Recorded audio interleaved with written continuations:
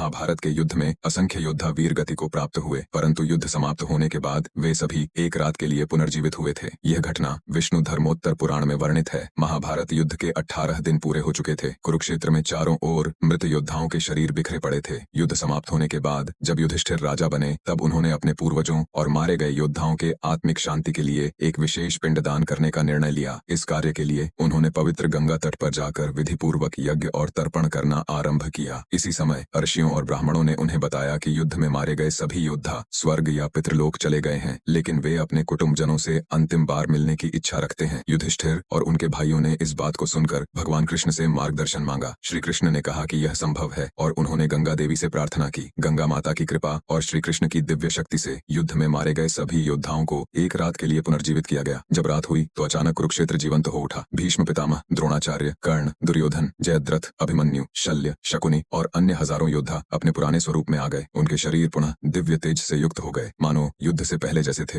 यह दृश्य अत्यंत हृदय स्पर्शी था। भीष्म पितामह ने युधिष्ठिर को आशीर्वाद दिया और कहा कि उन्होंने धर्म की रक्षा के लिए सही निर्णय लिया था। कर्ण ने अर्जुन और कुंती से प्रेम पूर्वक बातें की। कुंती ने उनसे माफी मांगी और उनके प्रति अपने मातृत्व प्रेम को व्यक्त किया। कर्ण ने भी स्नेह दिखाया और कहा कि यह सब नियति का खेल था। अभिमन्यु ने अर्जुन और सुभद्रा से भेंट की, जिससे उनका मन गदगद हो गया। गुरु द्रोणाचार्य ने अश्वत्थामा को गले लगाया और उसे उचित मार्ग अपनाने की सलाह दी। दुर्योधन ने भीम से बातचीत की और कहा कि वह अब सारा वैर छोड़ चुका है। जयद्रथ, शल्य, भगदत्त और अन्य योद्धाओं ने अपने अपने परिवारों से भेंट की। यह पुनर्मिलन केवल एक रात तक रहा। सूर्योदय के साथ ही सभी योद्धा एक दिव्य प्रकाश में परिवर्तित होकर स्वर्गलोक की ओर चले गए। यह दृश्य देखकर सभी उपस्थित लोगों की आंखों में आंसू आ गए। युधिष्ठिर और अन्य पांडवों ने इसे भगवान की अनुकंपा माना और यह अनुभव उनके लिए अत्यंत महत्वपूर्ण रहा। उन्होंने इस घटना के पश्चात अपने पूर्वजों और युद्ध में मारे गए योद्धाओं के नाम पर भव्य यज्ञ किए और धर्म की रक्षा का संकल्प लिया। दोस्तों, ये कहानी सिखाती है कि हमें किसी के प्रति ईर्ष्या या क्रोध नहीं रखना चाहिए, क्योंकि मृत्यु के बाद कोई शत्रु नहीं रहता, केवल आत्मा की यात्रा होती है। दोस्तों, क्षमा और प्रेम ही अंतिम सत्य है। जब महान योद्धा पुनर्जीवित हुए तो किसी में भी प्रतिशोध की भावना नहीं थी, बल्कि प्रेम और क्षमा का भाव था। हमें हमारे पूर्वजों और वीरों का सम्मान करना चाहिए, क्योंकि मृत आत्माएं भी आशीर्वाद देने के लिए आ सकती हैं, यदि उन्हें सही सम्मान दिया जाए। महाभारत के योद्धाओं का एक रात के लिए पुनर्जीवित होना एक दिव्य लीला थी, जिससे यह सिद्ध होता है कि मृत्यु केवल एक परिवर्तन है, न कि अंत, और हमें जीवन में धर्म, करुणा और क्षमा को अपनाना चाहिए। बोलो जय श्री कृष्ण।